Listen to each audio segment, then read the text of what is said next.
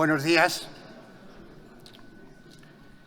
Es el 40 debate que hacemos entre la primera parte, que fue Salvemos el turismo en plena pandemia a través de las pantallas, a la reconversión de la industria de la felicidad, que es una buena evolución. Esto es 40, es un auténtico lujo contar hoy con los presidentes de Asturias y de Galicia y con el moderador, por decirlo de alguna forma, que es Bieito Rubido, y que es su cuarta participación, con lo cual una de cada 10 le toca.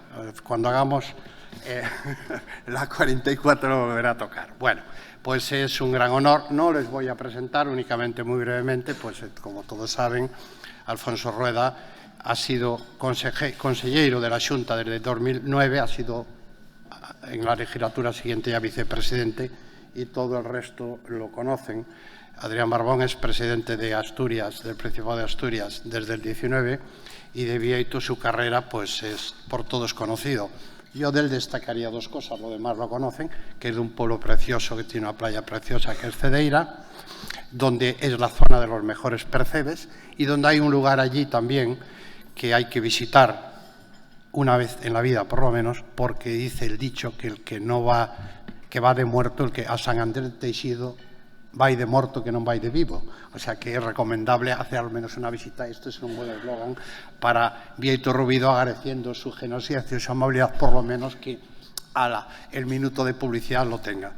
Bien, muchas gracias. Gallegos y asturianos, primos hermanos, estamos unidos por el río Eo y solamente un detalle, cuando uno va a La Habana y llega por primera vez, como me pasó a mí en los años 90, me quedo impactado por tres edificios absolutamente espectaculares. Juntos, uno es el Capitolio, otro es el Centro Gallego y otro es el Centro Asturiano.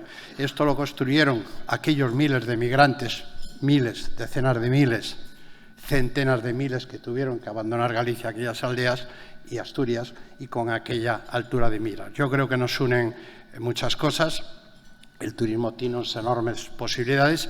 Fue un factor para la modernización de España absolutamente clara a partir de los años 60. Fue una transformación de las ciudades a partir de los años 90 y yo creo que el gran reto es por aquellos destinos como Asturias y como Galicia, que tienen una historia, una cultura de enorme recorrido, podamos ir recuperándolos, especialmente con el factor de las experiencias. Una de las cosas que más nos une es el Camino de Santiago.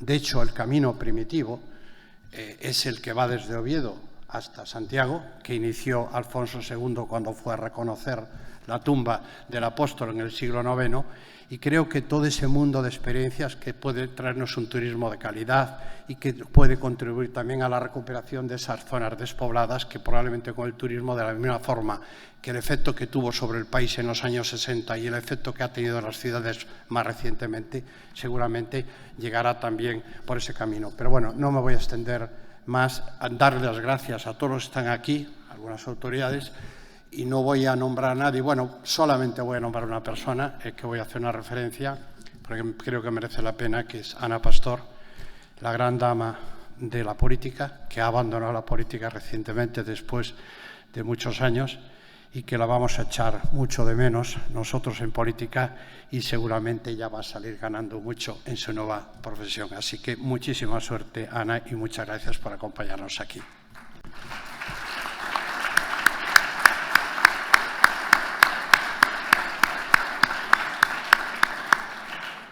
Bieito, tienes la batuta. Gracias. Muy bien. Bueno, buenos días a todos. La verdad es que da gusto ver este salón lleno de gente y se entiende porque tenemos dos primeros espadas de la política española, cada uno en su territorio. El señor Barbón en el Principado de Asturias, Alfonso Rueda como presidente de la Xunta de Galicia. Se suele decir que el turismo es el petróleo español.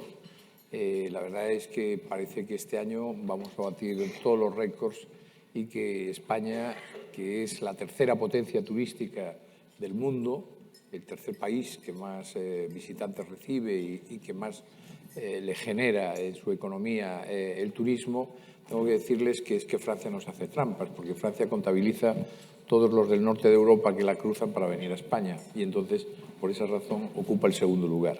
Pero bueno, yo creo que España, si no es el segundo, es el tercero, es lo mismo. Estamos haciendo podio en una industria que efectivamente muy bien, con muy buen sentido de la reflexión, Amancio López Seijas califica la industria de la felicidad. Por tanto, no les voy a plantear a los dos presidentes de las autonomías, aunque me traiciono periodísticamente, el gran asunto que inquieta a gran parte de la sociedad española, que es que vamos a pagar en plena declaración de la renta, a condonar la deuda catalana, pero no se puede. No les voy a plantear esta cuestión, vamos a ser felices, vamos a hablar del turismo y vamos a centrarnos en lo que de verdad hoy nos convoca. Y como decía, el turismo se plantea no solo como la industria de la felicidad, no solo como un gran motor de la economía, al menos de gran parte de España, sino que además todos los expertos, todos los observatorios internacionales la apuntan a que va a haber como un boom del turismo en los próximos 30 años. Hay un despertar, por ejemplo, de Asia, y en concreto de China, por viajar y disfrutar y ser también, digamos, poseedores de esa capacidad de moverse por el mundo y disfrutar las 1000 variedades que el globo terráqueo le ofrece a cualquier ciudadano. Y, efectivamente, ya curiosamente, el turismo chino, que se anuncia para el próximo año grandes oleadas de chinos a España, pero bueno, tranquilos que vendrán en aviones, no en grandes oleadas. Lo cierto es que a estos no les gusta el sol, no buscan la oferta clásica de España. Y hoy tenemos aquí los presidentes de dos autonomías que no se caracterizan precisamente por una oferta de turismo de sol, que es el turismo clásico de España.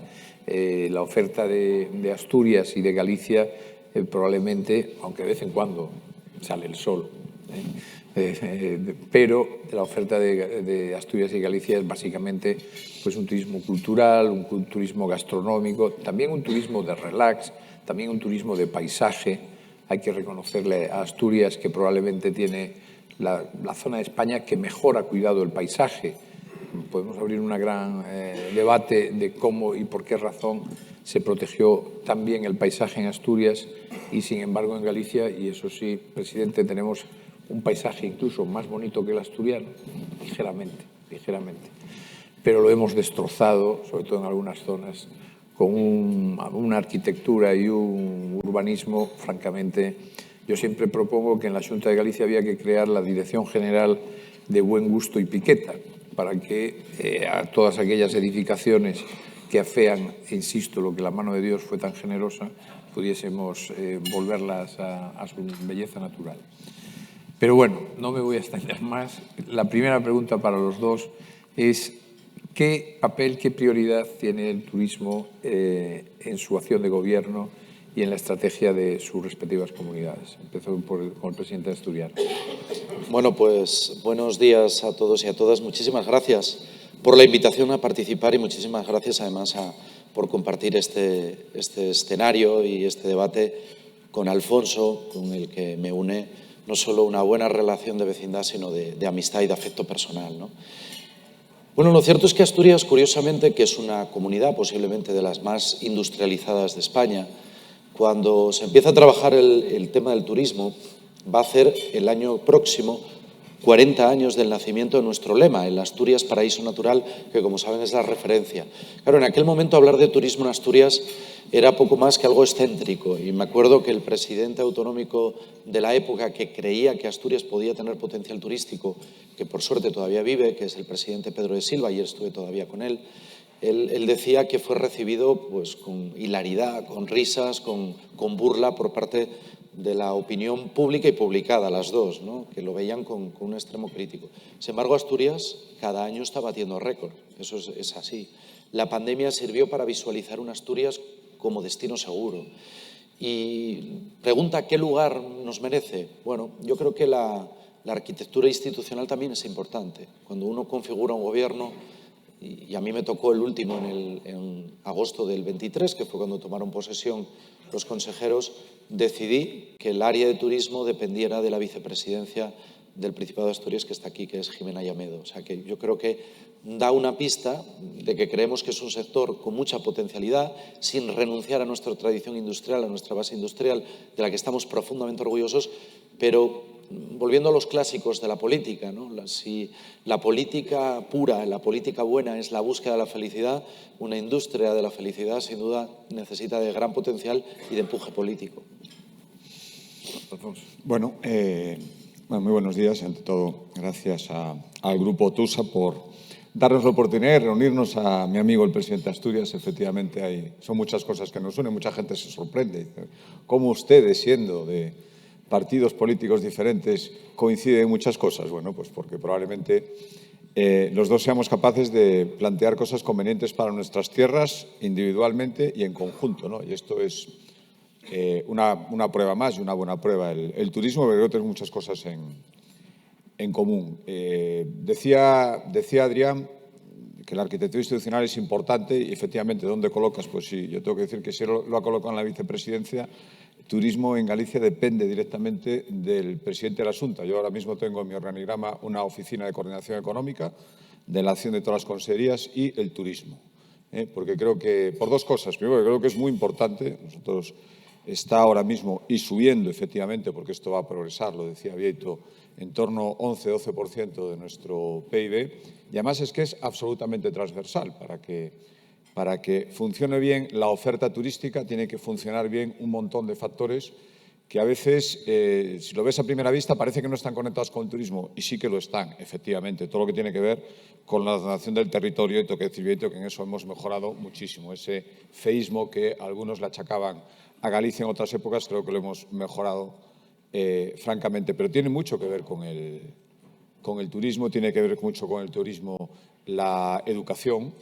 Una buena, ahora que vemos, y supongo que hablaremos de esto durante esta sesión, las vacantes que hay, las dificultades a veces para cubrir puestos en las industrias turísticas, tiene que ver también con una buena oferta formativa, los servicios de empleo también para ser capaces de canalizar toda esa demanda, las diferentes ayudas económicas de las diferentes consellerías para todas esas empresas que de una manera u otra están suministrando industria turística. Por lo tanto, si se quiere ver, todo es turismo, porque al final es algo muy, muy transversal. Por lo tanto, para nosotros es absolutamente importante. Igual que el caso de Asturias, vemos una enorme oportunidad tras la pandemia. La gente, no me gusta decir que nos ha descubierto, porque probablemente nos conocía antes, pero nos ve de otra manera. Se da cuenta de que en realidad está buscando cosas a las que antes no le daba tanta importancia o las encontraba en otros territorios de España y del mundo, y ahora los busca especialmente en el norte. Y, por lo tanto, nosotros tenemos que saber aprovechar esta oportunidad enorme que tenemos, toda esa España verde, y sin que se nos vaya de las manos, con sentidiño, como decimos en Galicia, pensar que esto no va a hacer más que crecer y consolidarse. Desde el punto de vista económico, ¿tienen valorado, es decir, para el conjunto de España está clarísimo que el sector turístico es estratégico y, además, insisto, este año va a ser especialmente brillante? Pero para Asturias y Galicia, para Galicia y Asturias, desde el punto de vista económico, ¿qué representa exactamente el turismo? ¿Lo tienen evaluado? ¿Saben cómo se puede potenciar esto? Sí, antes Alfonso hacía referencia al peso específico en el Producto Interior Bruto. Yo utilizo mucho la variable del VAB, ¿no? Valor Interior Bruto. En este sentido, hay que decir que nosotros ya representa entre el 11 y el 12% y creciendo, que es importante, ¿no? Porque antes, cuando hacía referencia a la industria, el último dato, por ejemplo, que tenemos de Asturias es que era casi el 21% era industria. Pero es que la nueva industria, que es el sector turístico, está creciendo sin duda en términos de su peso específico y también de empleo directo. Y un empleo que cada vez es de mejor calidad, porque es importante resaltar esto. No basta con decir hay que crear empleo, sino que este empleo tenga que ser también de calidad. Y luego hay un potencial de crecimiento que yo quiero destacar, porque no es que hayamos tocado techo, es que esto se va incrementando de año en año. Según va incrementándose también el propio peso de la economía asturiana, va creciendo la economía asturiana, el peso específico del turismo también se va incrementando de récord en récord, y yo creo que eso es importante destacarlo. Bueno, sí. da antes la cifra, creo que estamos muy parecidos, ¿no? 11-12% y, como él decía, y vuelvo a insistir, creciendo. Pero es que si tuviéramos que hacer una proyección del peso económico, bueno, retomando un poco lo que decía al principio, la transversalidad, probablemente fuera mucho más. Y pongo un ejemplo. El turismo tira de la construcción. El Camino de Santiago está permitiendo que se rehabiliten edificaciones en zonas que estaban pues, antes deshabitadas y que vuelven a tener una segunda vida gracias al Camino de Santiago y, por lo tanto, ahí se están o construyendo o, sobre todo, rehabilitando muchas casas, ya no solo para dedicarlas a uso turístico, sino que todas esas zonas vuelven a tener vida y, por lo tanto, unas cosas llaman a las otras, el sector servicios para para suministrar a toda esa gente que se viene a vivir ahí. Es que es fundamental. Esto es el efecto tractor, el efecto hacia arriba, el efecto de dinamizar algunos sectores que, sobre todo en algunas zonas, estaban más o menos dormidos, es absolutamente fundamental. Por lo tanto, es que es una apuesta ganadora. Me digo que nosotros ahí le tenemos que dar muchísima importancia. Vamos con una de las paradojas que vive España en general y supongo que Galicia y Asturias igual, que es el fenómeno que somos líderes de paro, pero no se encuentra gente para trabajar y además gente cualificada. Efectivamente, decía Macio, yo soy de Cedeira, en verano en Cedeira me maltratan. Los camareros casi no quieren ni que vayas por allí. Los paisanos de toda la vida, ¿a qué ves? Un croissant, non teño. Bueno, hay como dos aspectos que me parecen inquietantes con un sector tan estratégico y tan atractivo, que es personal formado, personal que sepa atender a la gente, personal que incluso tenga la cultura de la educación, que por ejemplo en Portugal está admirablemente bien desarrollado, pero además que haya personal. Yo tengo un buen amigo mío, empresario de La Coruña, que tiene varios restaurantes y dice, no consigo ni cocineros ni camareros. Y estoy ofreciendo cantidades importantes. Dice, y no los encuentro. Entonces, es una de las grandes paradojas del momento que vive España. Me gustaría que desde la atalaya en la que están ustedes dos, uno en Galicia, otro en Asturias, que pudieran reflexionar sobre esto. Sé que en Galicia hay una escuela de hostelería, pero no cabe ninguna duda que es uno de los problemas más serios que tiene, que es tener buenos profesionales, bien formados y, sobre todo, tenerlos, que curiosamente es que no los hay. Sí, yo ayer precisamente estaba en la zona de Ferrol y entré al lado de un polígono industrial, en un restaurante que, para darle servicio al polígono, había muchísima gente, pues serían las 2 de la tarde o así, y había un gran cartel que ponía, se necesitan cocineros y camareros, y al mismo tiempo dice, este local no podrá dar servicio de restaurante debido a la falta de cocineros y camareros, ¿no? Esto es tremendo, ¿no? Porque se veía yo veía muchísimo movimiento ahí y seguro que si lo pudiera dar tendría muchísimos clientes. Entonces, esto es una realidad que pasa. Aquí estoy viendo algunos hosteleros gallegos, que les agradezco mucho que estén aquí y lo comentamos muchísimas veces, ¿no? Por lo tanto, pero bueno, no solo es una falta de profesionales en la hostelería, también es en otros sectores ahora mismo en España, pero en la hostelería y más en estos momentos de crecimiento se nota muchísimo más. Las causas, muy diversas, probablemente que durante bastante tiempo no lo hemos sabido ver venir nadie, y también, por supuesto, las administraciones con nuestra oferta formativa, y de repente tenemos una demanda muy grande que es muy difícil de cubrir. Es según turístico, los restaurantes están llenos, los hoteles están llenos y a lo mejor pues no, toda esta bonanza, que es algo muy bueno, pues no preveíamos estos ritmos, ¿no? Pero lo que hay que hacer es hacerle frente, digo en la parte que nos toca, pero creo que también hay una parte de responsabilidad de los hosteleros, de los profesionales del turismo en cuanto a contratación, en cuanto a dimensionamiento de las plantillas que tienen que tener, en cuanto a mejora de condiciones laborales, pero no es solo eso. A veces se dice, no, es que si los trataran bien, efectivamente, todos conocemos casos donde el trato es exquisito, hay una oferta de sueldos bastante decente y aún así no se encuentra, ¿no? Por lo tanto, nosotros lo que tenemos que hacer es intentar pues tener las ofertas formativas suficientes para que la gente, pues, el que quiera formarse en turismo, pueda hacerlo. Efectivamente, tenemos una magnífica escuela de hostelería, que además ahora le hemos dado el grado universitario, pero no solo eso, hay muchas escuelas de FP en hostelería en Galicia y lo que hay que hacer es ir aumentando las plazas. Y poco a poco esto supongo que se irá ajustando, pero ahora mismo es un problema grave, que en Galicia estamos intentando solucionar también, favoreciendo con una estrategia que se llama Retorna, traer gente del exterior, gallegos de origen de muchos sitios, que quieran venir a trabajar a Galicia, y muchos están cubriendo estas plazas de hostelería. Pero ¿no creen que, y me interesa especialmente la cuestión en Asturias, que a lo mejor también en Galicia, pero creo que en Asturias con todos los planes de aminorar los efectos del cierre de la minería, etcétera, ¿no creen que también hay un problema de discurso, de falta de discurso de la clase política a la ciudadanía, a los más jóvenes, en el sentido de educarlos en el esfuerzo? Es decir, es que lo que me contaba este empresario coruñés me decía, no, es que alguno me dijo, yo hasta enero cobro no sé qué y la ayuda no sé cuánto, hasta enero no me interesa. Es decir, estamos también creando una cultura de la vagancia. Es decir, que probablemente tenemos un sector que está demandando puestos de trabajo y, sin embargo, probablemente el exceso de subvenciones, con esto no estoy diciendo que se le retire la subvención a nadie, pero el exceso de subvenciones o la falta de un discurso más pedagógico por parte de quien dirige la sociedad, que son la clase política, probablemente incide directamente en el hecho de que mucha gente no trabaje y al final tenemos que recurrir a inmigrantes. Bueno, lo primero, sé que además preocupa especialmente al grupo TUSA, porque es una preocupación constante en la búsqueda de profesionales, pero no tiene nada que ver el cierre de la minería con esto, porque lo que sí afecta al cierre de la minería o el hecho de que Asturias durante mucho tiempo tuviera un monocultivo de sectores determinados como minería y siderurgia, lo que afecta más es al espíritu emprendedor que no a trabajar asalariados a otras personas. No tiene nada que ver.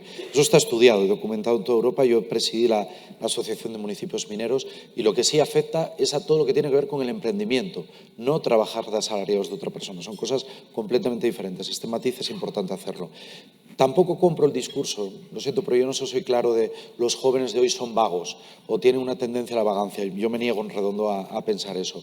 Yo lo que creo, y lo creo de verdad, es que quizás hay que poner en valor desde el sector educativo y formativo sectores que no siempre se ponen en valor. Mire, yo el otro día estuve, por ejemplo, en Pravia. Tenemos una de las mejores escuelas de formación de hostelería allí.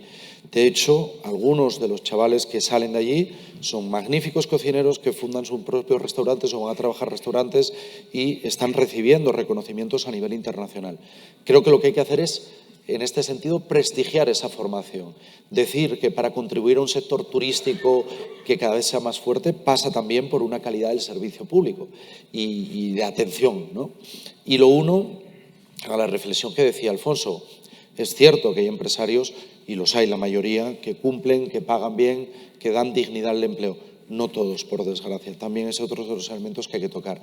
Pero sin duda yo creo que lo que hay que hacer es reforzar la formación profesional y, segundo, la atracción también, el retorno de migrantes, que nosotros tenemos una estrategia puesta en marcha muy parecida a la de Galicia, que además aprendimos también del ejemplo de los compañeros de Galicia y creo que es útil en el sentido de buscar personal allí donde falta, ¿no? Centrándonos ya en la oferta, imagínense que todo este salón son grandes empresarios extranjeros que vienen aquí a buscar argumentos para traerse turistas a Galicia y a Asturias. ¿Cuál es la singularidad de cada uno de sus territorios para de verdad ser competitivos y atraer gente para que vengan, para que estos señores traigan miles de turistas a Asturias y a Galicia?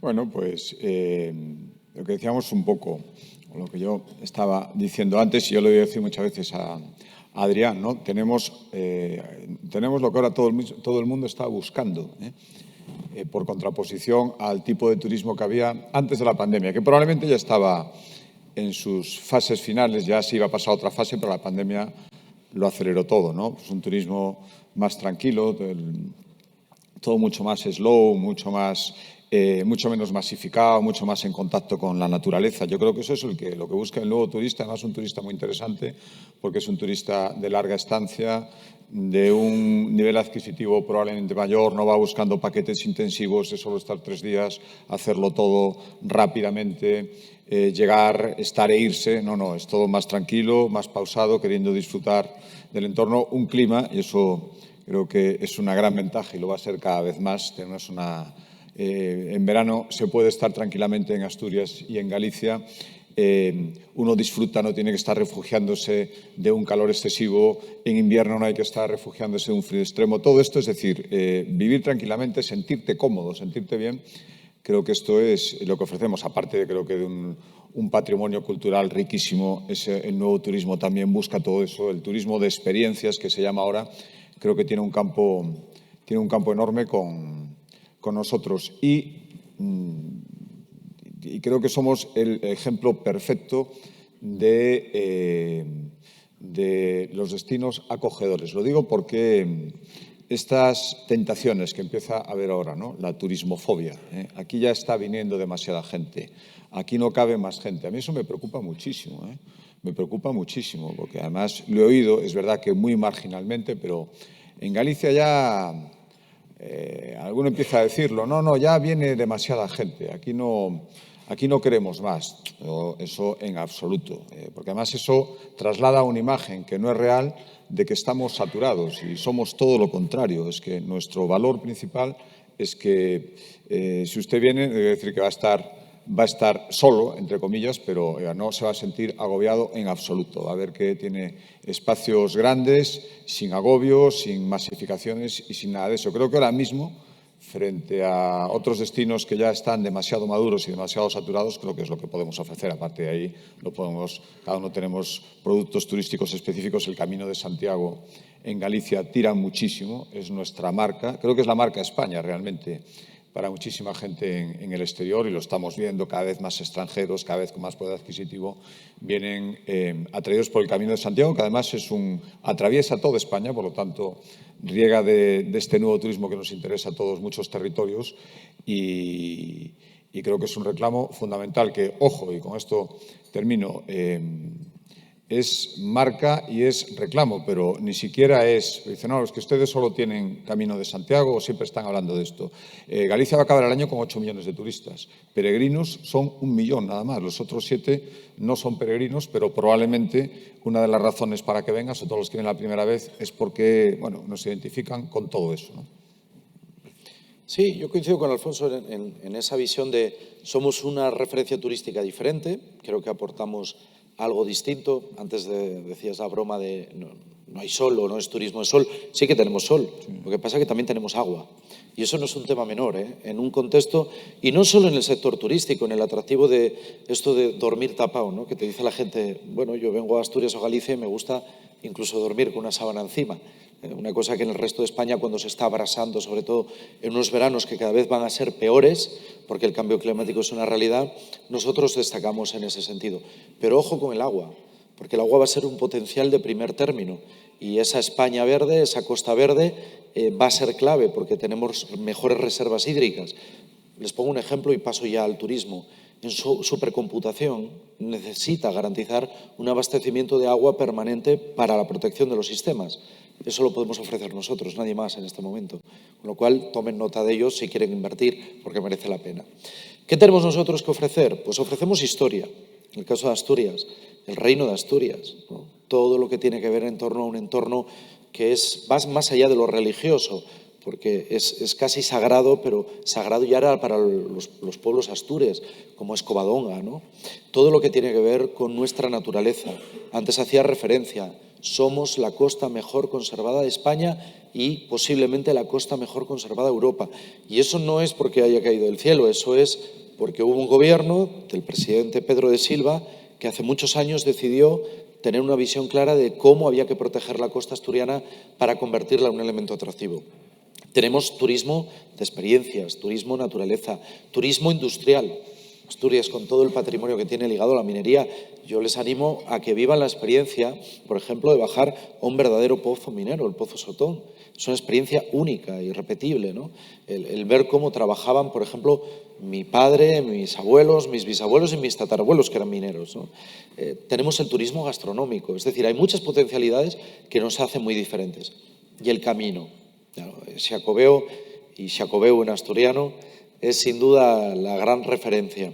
Y a mí me gusta resaltar que el camino nació en Asturias, efectivamente, porque según la tradición, el primer peregrino fue Alfonso II el Casto.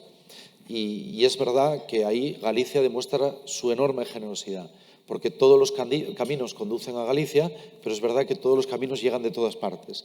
Y en Asturias cada vez se ve más potencial del camino. Cada vez crece más, no solo el camino primitivo, sino los de la costa, los distintos caminos que tenemos, todos ellos protegidos y además que queremos trabajar e impulsarlos. Así que toda esta variedad la ofrece Galicia y Asturias y yo creo que es lo que nos sitúa como marca diferencial. Dijo el presidente de la Xunta, Alfonso Rueda, una palabra inquietante, turismofobia. Me gustaría reflexionar un momento sobre esta cuestión, porque creo que también hay una instrumentalización política por parte de lo... Es cierto que hay días en Santiago de Compostela, pongo en verano, que es un espectáculo, aquella en torno a la Plaza del Obradoiro, ahí riadas y riadas de personas, pero bueno, a mí me parece que es, pues no sé, es un ejercicio de civilización, es decir, llegar a aquella plaza que García Márquez cuando llegó allí vio la catedral, el hostal, el Palacio de Raxó y todo aquello, pues dijo que era una de sus emociones en la vida, por poner una pluma destacada de la literatura en lengua española. Efectivamente, la turismofobia puede en determinados momentos hasta tener razón, en el sentido de que viene mucha gente, los cruceros. En Valencia ya se está planteando que no vengan los cruceros.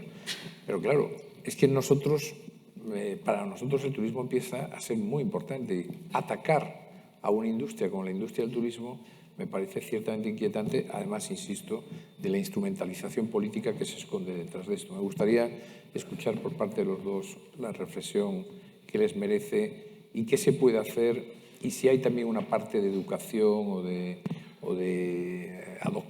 bueno, no me gusta la palabra adoctrinamiento, pero desde luego de un debate de ideas sobre esta cuestión. Yo ahí, si me permitís, vamos a ver, creo que es una cuestión que nos tiene que preocupar, porque cuando la ciudadanía reacciona negativo o empieza a calar en la sociedad, que se les expulsa de la vida diaria, que son incapaces de vivir tal y como ellos quieren vivir, tenemos un problema. Es verdad que ni Galicia ni Asturias están en los niveles de masificación que sí yo creo que se están dando en otras comunidades autónomas, ¿no? En Asturias intentamos ir siempre, yo lo decía mucho en la pandemia, un paso por delante, ¿no? Pues ahora también. Por ejemplo, la vicepresidenta ha presentado una reforma de la ley de turismo para controlar lo que son las viviendas de uso turístico. Porque yo creo que vale mucho más apostar por un turismo ordenado en lo que es la hotelería o la hostelería tradicional que no estas viviendas de uso turístico que muchas veces son desorganizadas, que provocan la expulsión dentro de espacios de habitabilidad a los ciudadanos corrientes y molientes y que lo que hace es esa reacción contraria, de decir, oiga, es que yo ya no me puedo permitir vivir aquí, ¿no? Bueno, pues esa reforma que estamos haciendo lo que va a hacer es dar más poder a las comunidades de vecinos para decir, oiga, antes de que haya una instalación aquí de una vivienda de uso turístico, necesita la autorización expresa de la comunidad de vecinos e incluso, bueno, pues controlar otra serie de cuestiones. Yo creo más en el turismo organizado, creo mucho más en la apuesta por un turismo como el turismo rural, que nació en Asturias, en Taramundi. El año pasado nos reuníamos, Alfonso y yo, recuperando las cumbres que ya en su día tenían Fraga y Pedro de Silva hace muchos años, entre Galicia y Asturias. O sea que la relación buena viene de muy atrás. Y yo creo que hay que ser comprensivos y hacer mucha pedagogía. Y luego hay que apostar por algo que siempre dice el sector turístico asturiano, que es cómo repartimos el turismo todo el año. Nosotros ahora tenemos, con la llegada del AVE, con la apertura de la variante Pajares, estamos hablando que de Madrid a Oviedo estás en 3 horas. Pero es que tenemos la mejor oferta de vuelos de la historia de Asturias. ¿Y eso en qué repercute? Pues que estamos viendo la llegada de turistas a lo largo de todo el año, que no se concentre solo unos meses, sino que tenemos un enorme potencial. Y sé que Galicia también lo tiene. Es decir, yo creo que hay que hacer mucha pedagogía en este sentido para hacer entender a la gente que queremos un turismo sostenible. En Asturias vamos a invertir 100 millones de euros en los planes de sostenibilidad turística, pero sobre todo queremos un turismo comprensible con la vida diaria de la gente. La gente tiene que entender también que es un sector que crea muchísimo empleo, que crea riqueza, que genera actividad económica, que hay que seguir creciendo, pero que esto tiene que hacerse de forma ordenada. Bueno, vamos a ver, yo voy a describir una situación muy gráfica, ¿no? Para que veamos a veces, como yo decía antes, ¿no? Esos discursos de turismofobia, lo peligrosos que son. Año 2020, cuando todo estaba cerrado, cuando la pandemia parecía que iba a acabar con nuestras vidas para siempre. Yo me acuerdo en Santiago la gente decía que iba a ser de nosotros, con todo lo que nos daba el turismo, con lo que esta ciudad era para el mundo. Ahora ya aquí no viene nadie. Me acuerdo que había cerrado el Hostal de los Reyes Católicos por primera vez desde que empezó a funcionar y parecía que se iba a acabar el mundo y la gente decía que iba a ser de nosotros, ¿no? 4 años después, pues algunos en esa misma ciudad diciendo que es que aquí ya no cabe nadie más, no puede venir nadie más, esto así no puede seguir. Yo creo que, en fin, seamos serios, rigurosos y sobre todo no nos peguemos tiros en el pie, ¿no? Estas cosas de decir de repente, ¿no? Hay que empezar a cobrar tasas turísticas, porque si no, esto no hay quien lo pare. Yo tengo que decir, además es una postura que he dicho públicamente frente a las peticiones. Yo tenía una petición del Ayuntamiento de Santiago de que quería cobrar una tasa turística en Galicia. Yo no sé cómo funciona en Asturias. En Galicia la pide el ayuntamiento que esté interesado. Nosotros tendríamos que aprobarla por ley, pero solo se aplicaría en el ayuntamiento que la pide. Yo he dicho, oiga, cuidado con esto. Primero, no creo que sea ninguna solución, sinceramente, porque además creo que el funcionamiento de las tasas casi castiga al turismo que más interesa, que es el turismo que se aloja, por lo tanto el que se le puede controlar. No creo que el problema de las masificaciones turísticas, yo creo que son esos aluviones, pues lo que hablábamos antes de gente que te descarga en una mañana y se vuelve a ir y de repente te lo inunda todo. Esas cosas probablemente sí que haya que regularlas. Y yo entiendo que hay ciertos momentos en que el turismo le puede causar molestias, entre comillas, a la gente que reside ahí habitualmente, ¿no? Que incluso se puede llegar a preguntar, ¿yo qué saco con todo esto? Siempre, por eso voy a decir que es que el turismo es tan transversal que de una manera u otra quien vive en un sitio se beneficia de que vaya gente allá a visitarles, ¿no?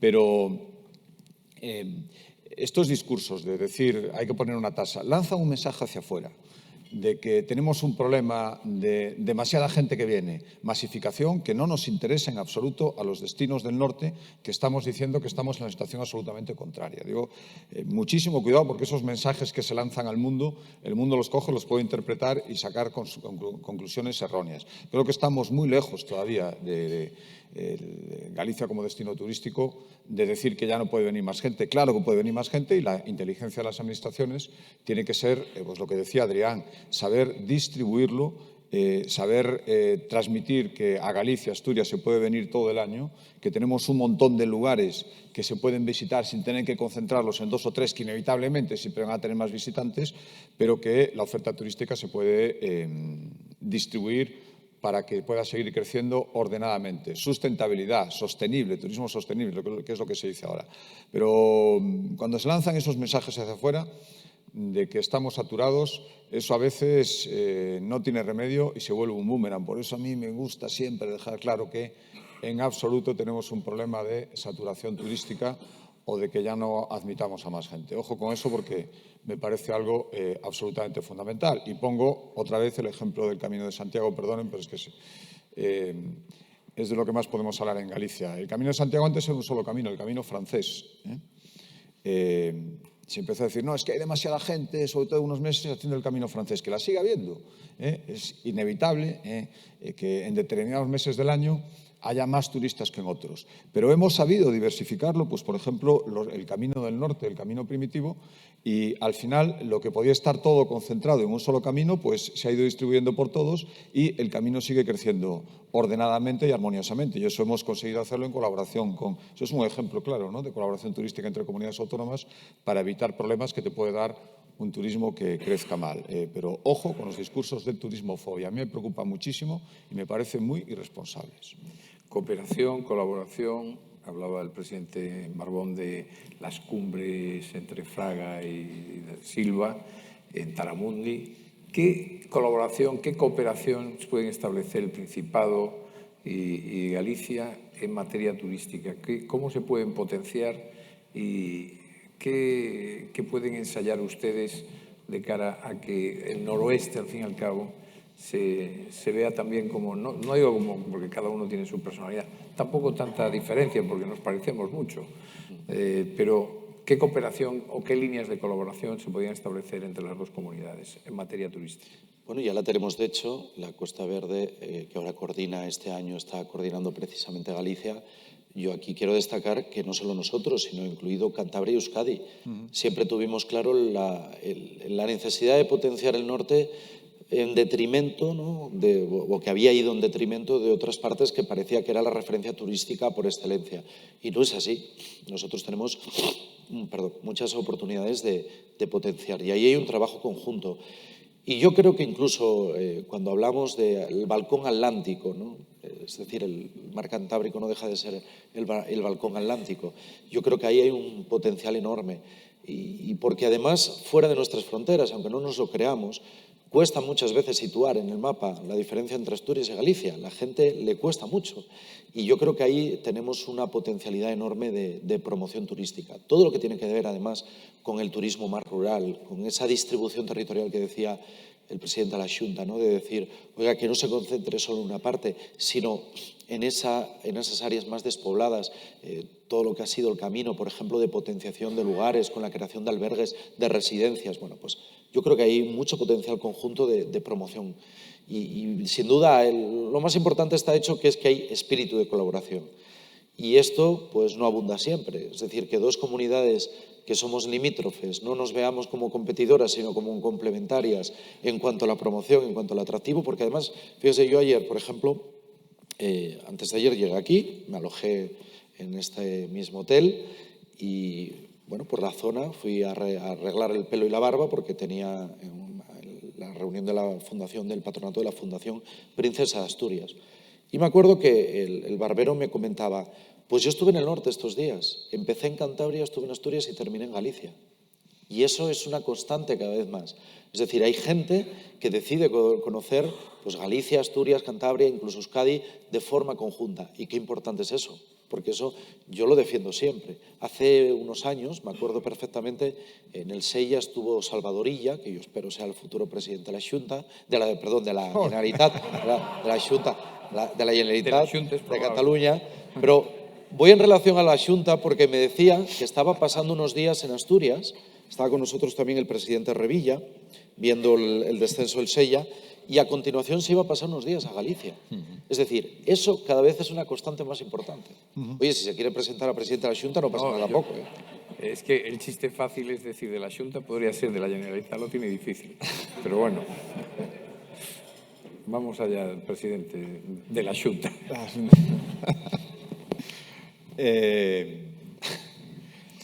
Bueno, no voy a entrar en eso. A lo mejor Adrián sabe cosas que no sé yo.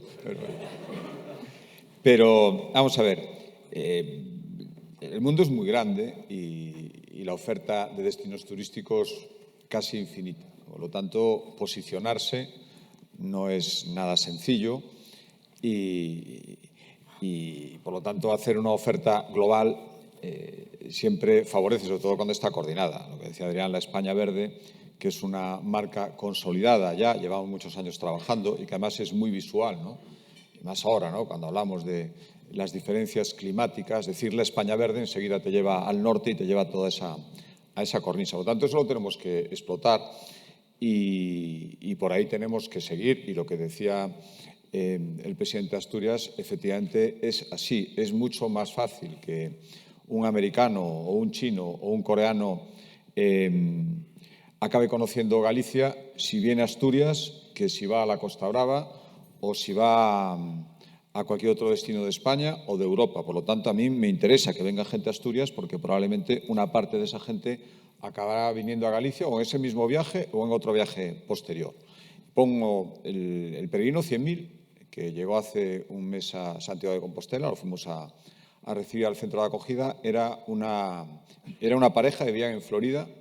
Ella era de origen peruano, el marido era de Kentucky, y su idea era, después de estar un par de días en Santiago, irse a conocer el santuario de Covadonga, porque eran turistas religiosos y querían irse unos días a Asturias, estar en Covadonga y de paso conocer Asturias. Por lo tanto, esa proximidad, ese sentimiento que tienen, era su primera vez en España y habían oído hablar del norte de España como un destino que ellos consideraban próximo, con muchas cosas en común y que les iba a hacer desplazarse hasta allí, ¿no?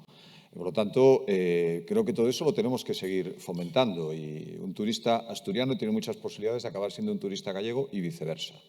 Por lo tanto, seguir lanzando, lógicamente, cada uno después queremos que esté en nuestro territorio, pero para muchas cosas vamos a ser un territorio conjunto. Dos cuestiones fundamentales para potenciar el turismo, son las infraestructuras y las infraestructuras, infraestructuras de transporte, etcétera, y la infraestructura hotelera. Entonces, le quería plantear a los dos, en primer lugar, el AVE. Usted, el señor Barbón, habló de que pronto llegará el AVE. En Galicia acaba de llegar. Pero claro, si el AVE resulta que llega uno a las 8 de la mañana y otro a las 10 de la noche, tampouco é moito AVE. O sea, que tampouco, es decir, me sorprende, en fin, este tipo de... O de verdad potenciamos las infraestructuras ferroviarias, ya que tenemos la herramienta, o donde no, veo que es un esfuerzo bastante estéril. Me gustaría saber, en esa materia, como también las frecuencias aéreas, aparte de que volar al norte de España, ya sea al aeropuerto de Asturias, a cualquiera de los gallegos, pero incluso a Cantabria, es lo más caro de Europa. O sea, un gallego que hoy mismo, si yo quiero cogerme un avión de cualquiera de las compañías para ir a La Coruña, no baja de 400, 500 euros. Entonces, claro, no sé muy bien si un mercado tan regulado como este, tanto el de transporte ferroviario como el aéreo, se puede hacer algo. Pero si no conseguimos llevar turistas, si no hay medios de comunicación que puedan transportar gente, nos vamos a resentir. Y ya no sé, en la parte de oferta hotelera, está aquí Amancio, que es un líder en el sector, tanto en Galicia como en Asturias, no sé si tenemos la oferta más adecuada. En fin, en todo caso, me parece que son dos cuestiones que me gustaría que reflexionaran sobre ella. Sobre el tema del transporte, el AVE ya llega a Asturias, por fin ya llegó y quiero recordar, y estando Ana Pastor además, que la variante Pajares fue una obra de ingeniería la más compleja seguramente de la historia de España. 4.000 millones de euros de inversión, no olvidemos, décadas de trabajo porque fue muy compleja, muy compleja desde el punto de vista geológico, hidrológico, hasta el punto que estamos captando el agua de León. Saben que cae ahora abierta hacia Asturias y tenemos problemas con nuestros vecinos leoneses por eso, ¿no? Pero la variante es una realidad que ya está ahí.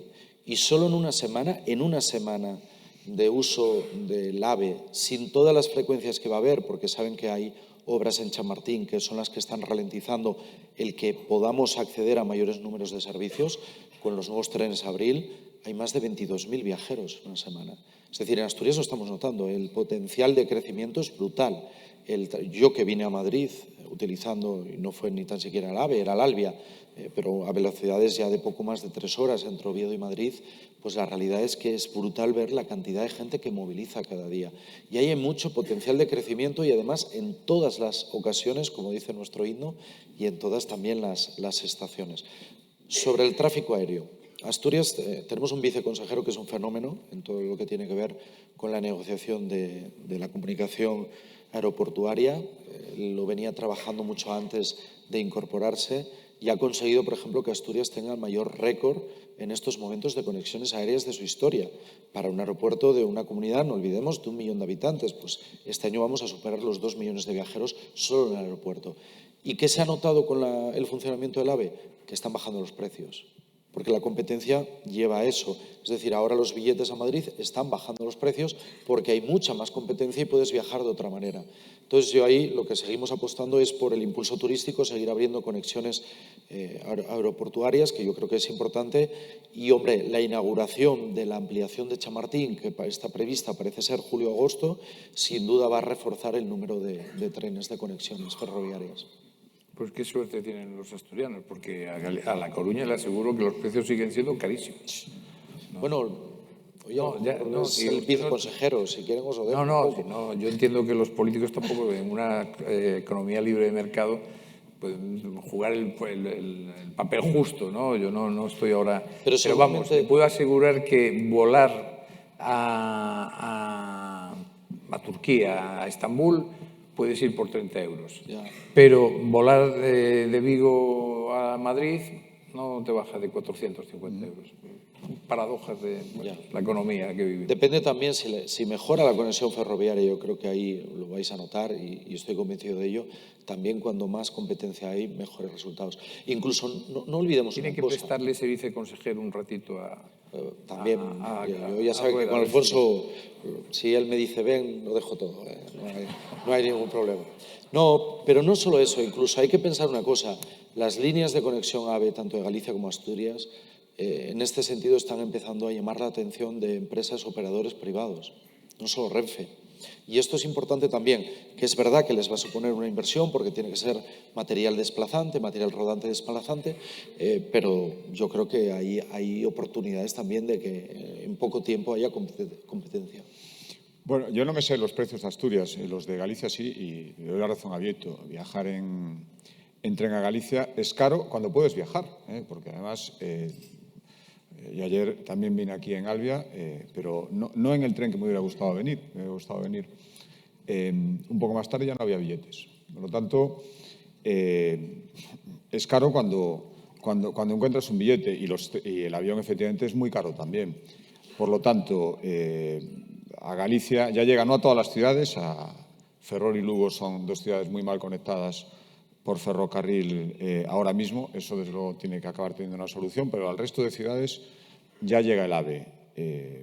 Yo quiero darle un voto de confianza al ministro y al ministerio, que estuvo hace poco inaugurando el AVE. Yo viajé con él de Santiago a Coruña y se comprometió a que íbamos a acabar el año con muchas más frecuencias. La verdad es que no ha tenido un buen arranque, con muchísimos retrasos, con muchísimas incidencias.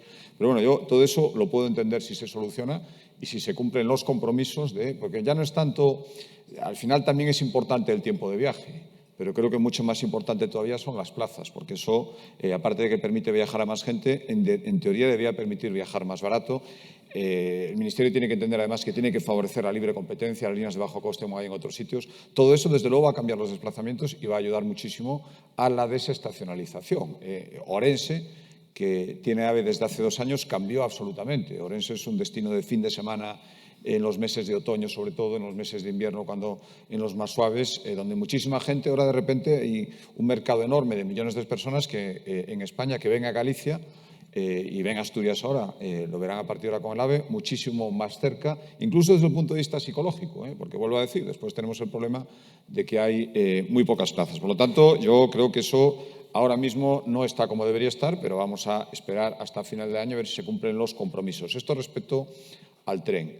Respecto al avión, bueno, Galicia tiene 3 aeropuertos, tiene 2.700.000 habitantes, tiene más población que Asturias, pero 3 aeropuertos que están bien, lógicamente son una ventaja a la hora de llegar, proximidad física al aeropuerto, luego se tiene que traducir en una coordinación entre aeropuertos que ahora mismo no se está dando, sinceramente, y una coordinación primero entre los 3 aeropuertos y luego con el resto de destinos. Pues esto depende de muchos factores y, desde luego, la Xunta de Galicia ahí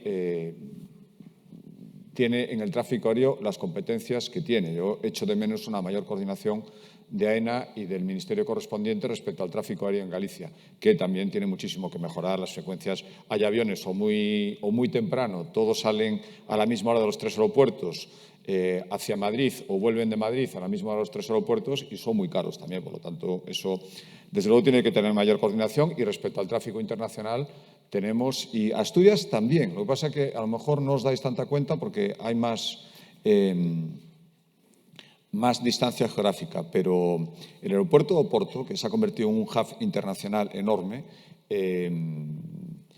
incide en el tráfico aéreo, en los tratamientos aéreos también, desde luego hacia Galicia, pero también hacia Asturias. Yo he estado con el ministro de Infraestructuras de Portugal hace 2 o 3 semanas. Lo llamé, acaban de tomar posesión, dije que quería hablar con él, me recibió inmediatamente porque ahora mismo Portugal está diseñando su tren de alta velocidad y tiene 2 conexiones previstas. Una, la de Lisboa, salida por Madrid, hacia el resto de Europa, y después la primera de la que habían hablado, que era la conexión por Oporto. Les interesa, lógicamente, y a Galicia también, ahí tenemos la suerte de coincidir con su interés, la conexión, curiosamente, no renuncian a esa, pero si tuvieran que priorizar, tienen clarísimo que la conexión Lisboa-Oporto, que es la que vertebra Portugal, es la que le interesa especialmente a ese país y, lógicamente, le interesa a Galicia y le interesa al norte de España, ¿no? Que la salida en tren de alta velocidad de Portugal sea por ahí.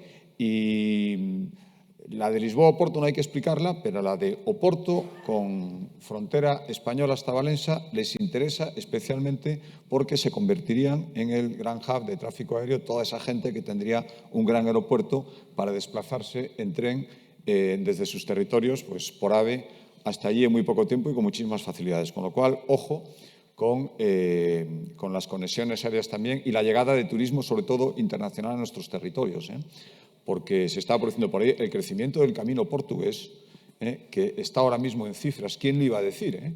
En cifras ya no iguales, pero cada vez se acerca más y acabarán igualándolo, no sé si superándola, al camino francés.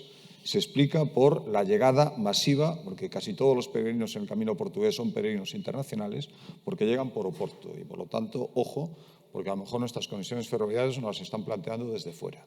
Un apunte al tema de la movilidad. Nosotros en Asturias pusimos en marcha una tarjeta que se llama la tarjeta Conecta, que sirve tanto para turistas como para los propios habitantes de Asturias, que es por un máximo de 30 euros al mes, por un máximo, tú, dependiendo de lo que consumas, puedes utilizar todo el transporte público de Asturias, todo. Y eso está facilitando, por ejemplo, la conexión. Antes hablábamos de la conexión con Madrid, por ejemplo, vía AVE.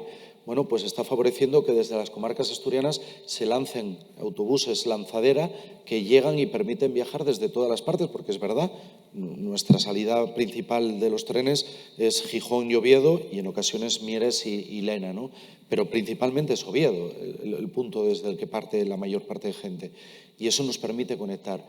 Y este tema, pues es una tarjeta que ya disponemos, digo ya disponemos porque yo la tengo también, 190.000 asturianos de 1 millón que somos, ¿no? Yo creo que también desde el punto de vista de la movilidad interna es importante conectar todas las redes de comunicación.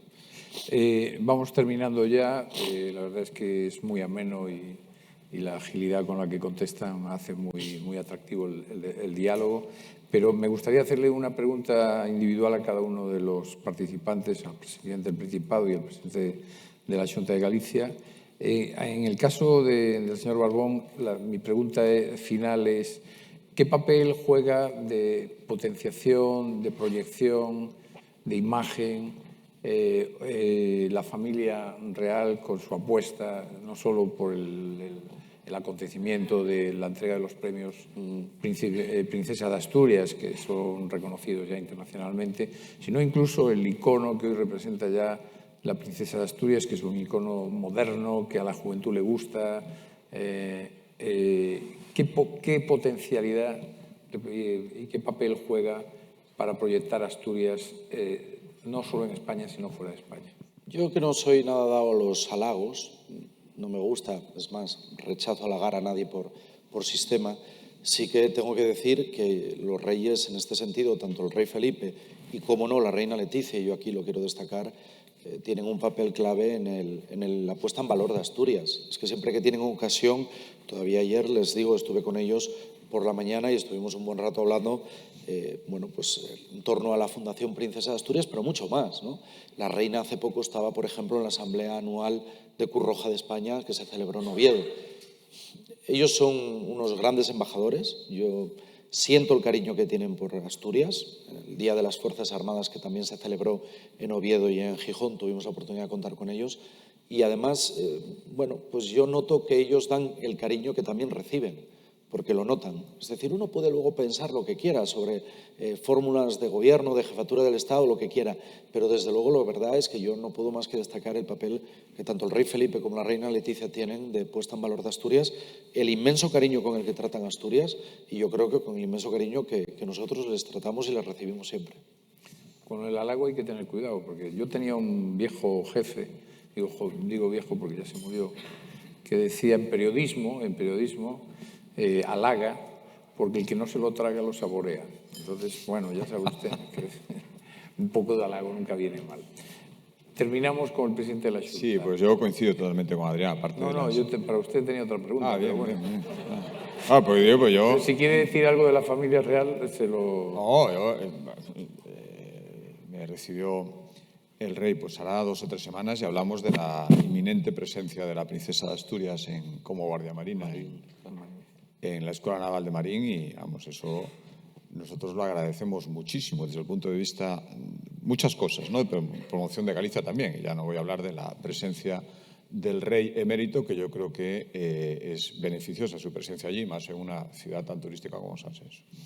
No, lo que le quería preguntar en el caso de Galicia era, hemos hablado mucho del Camino de Santiago, pero no cabe duda, Manuel Fraga decía siempre que si había 2 rasgos que daban personalidad y caracterizaban a Galicia, era el fenómeno de la inmigración, que en eso también lo comparte con Asturias, es decir, que fueron 2 tierras de migrantes, el fenómeno de la inmigración y sobre todo la huella que han dejado en Hispanoamérica, y el Camino de Santiago. Y de eso le quería, porque me gustaría cerrar sabiendo que ya sabemos que el Camino de Santiago es estratégico, fundamental, pero ¿qué representa el Camino de Santiago hoy por hoy para la Galicia del siglo XXI? Pues yo siempre digo una cosa, que el Camino de Santiago le cae bien a todo el mundo, ¿no? Le gusta a todo el mundo. Bueno, tenemos por ahí, en fin, algún discurso de turismofobia a los que antes me refería, también lo quiere enganchar con el tema del turismo de Santiago, pero afortunadamente es absolutamente minoritario. Es que es algo que son todo ventajas. Decía antes, es marca Galicia y marca España. Muchísima gente sitúa España, nos sitúa fuera de España, sitúa a Galicia, incluso España, por el Camino de Santiago. Explica nuestra historia, no solo la nuestra, al final la de toda Europa. El camino siempre se dice, ¿no? Europa se construyó peregrinando a Santiago. Ha servido para revitalizar zonas que antes estaban, bueno, pues enlazando con la emigración, zonas que fueron origen de muchos emigrantes que se vaciaron, han vuelto a tener vida en el interior de las provincias de Lugo y Orense, sobre todo, gracias a que por ahí pasa el Camino de Santiago. Y después casi un poco orgullo país, ¿no? No hay ningún gallego que no esté orgulloso del Xacobeo, que diga que da gusto, que todo lo que supone y cómo nos enlaza también pues, con otras comunidades autónomas, y vuelvo al ejemplo de Asturias, pero todas las demás, ¿no? Porque además ahora es que el peregrino es cada vez más de largo recorrido y hay gente que empieza el camino en Málaga y acaba llegando a Galicia, y eso pues va regando España de un espíritu y de una forma de entender el turismo y la vida muy especial. Por tanto, para nosotros es algo absolutamente fundamental que queremos cuidar muchísimo. Ahí sí que la palabra sostenibilidad del camino tiene que ser fundamental. Nos cuesta un enorme esfuerzo en promoción del camino, que al final es promoción turística y promoción de Galicia. En mantenimiento creo que es algo absolutamente fundamental. Yo que le contaba a Adrián, bueno, te llamé, yo siempre que estoy en Asturias llamo a Adrián para informarle, y a la inversa, es verdad. Siempre pedimos autorización. Efectivamente, hasta ahora siempre me ha dicho que me puedo quedar ahí los días que quiera. Y este año hice el camino de Santiago desde Luarca en bicicleta y me di cuenta de lo cuidado que tienen también los tramos asturianos. Todo eso cuesta dinero, vale la pena. Por lo tanto, para nosotros es algo absolutamente fundamental. Tenemos la enorme suerte de que todos los caminos acaban en Santiago y, por lo tanto, acaban en Galicia. Pues yo creo que podríamos estar hablando todavía 2 horas más, pero, en fin, todo el mundo tiene... Eso que se dice en Galicia, marcho que tengo que marchar, pues no cabe duda que gran parte de esta gente tendrá que marcharse. Pero, en todo caso, yo sí creo que el turismo es una industria magnífica, Amancio la tituló la industria de la felicidad, pero es una industria cultural, es una industria de la civilización, es sin ningún género de dudas una de las grandes actividades que puede hacer el ser humano, que siempre tuvo una pasión irrefrenable y atávica por viajar, por conocer.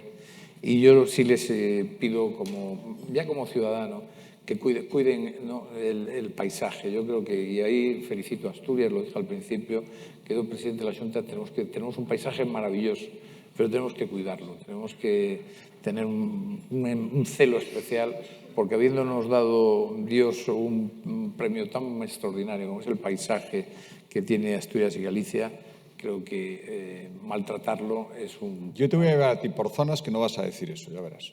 Bueno, estupendo. Pues, señores, muchas gracias.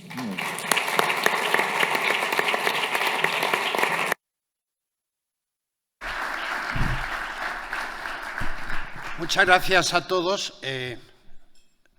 Solo Bueno, antes de nada, ha sido un auténtico lujo tener un moderador como Bieito y los presidentes del Principado de Asturias y de Galicia. Yo quería hacer un breve apunte, nada más. Tenía varios temas, uno podía haber sido el de las viviendas, pero me voy a centrar en las dificultades de encontrar personas para trabajar.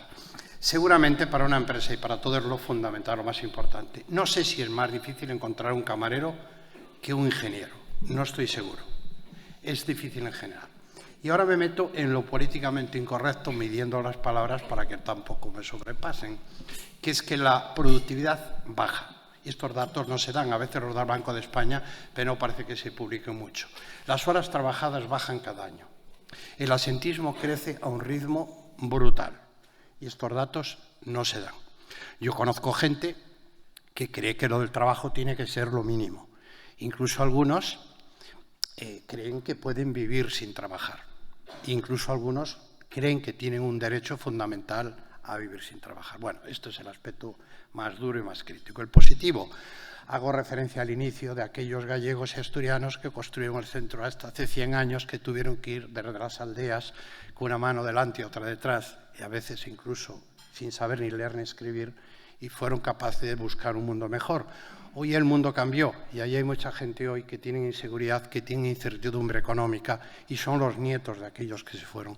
Que ya se ha iniciado en la Xunta con el programa Retorna, y yo creo que es una gran oportunidad para Asturias y para Galicia, porque son la misma cultura, tienen los mismos valores, los mismos principios, son los nietos de, y la integración es muy sencilla. Y eso seguramente es la mayor riqueza, facilitar el retorno, formarles a los jóvenes si es necesario, que es una buena inversión, y esta tiene que ser la gran oportunidad, porque al final el futuro de los países y de las regiones estará donde estén en función de las personas. Bueno, muy brevemente. Sería un tema también el de las infraestructuras, que se dedicó un largo tiempo y es un momento oportuno, además del tema del tren de alta velocidad, para decirles que el día 12 de julio habrá un debate aquí donde estará el presidente de Renfe, Raúl Blanco, con el CEO de Irío, que hemos sabido que está por aquí, efectivamente, ahora hace un rato lo hemos sabido, al cual pues le agradecemos mucho esta presencia y le retamos para que el próximo día de julio